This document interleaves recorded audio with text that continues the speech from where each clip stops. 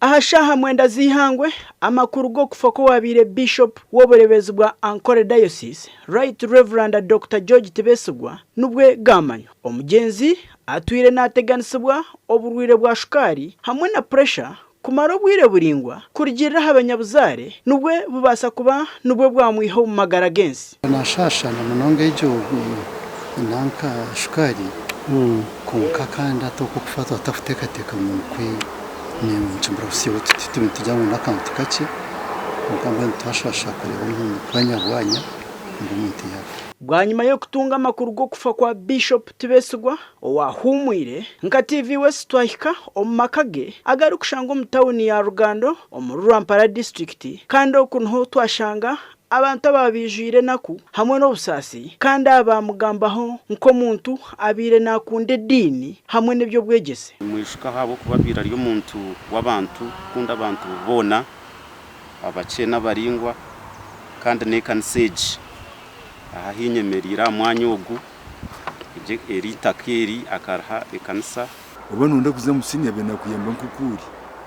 nabo cyo bishop bayino mwetegomani tena mbona ukumuringaniza na ukuriye uko yikuritse abena tuhabura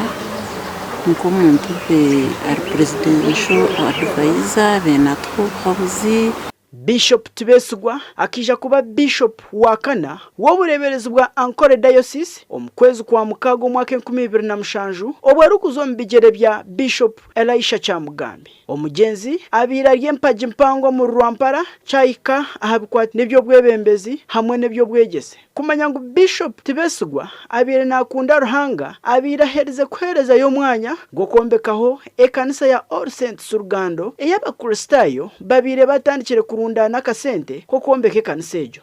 abatwira umwanya umuhango gukombeka ekanisa ya All Saints abatwira mani twatandikire twashucara amatafari akashi mu rugwa primary teacher yayifumisa yatunga za degree ya zaburaya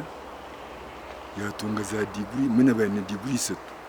bo abanyabuzara twashanga omaka ga Bishop George Tibesigwa batuhamiza ngu entekateka zo kushendekerezo mu burigwe nezo kutandika ombwire butari bwa hare kandi ezi nizija kumanyisubwa ojuke ngu Reverend Dr. George Tibesigwa akozera omu bitongore byinji omu government eji hamwe na RWAMPARA eyiturumu kandi ahiyaza kufera yaba senior presidential advisor omu nshonga za burengero izoba ahabwa TV West ndu Christopher ahimbisubwe.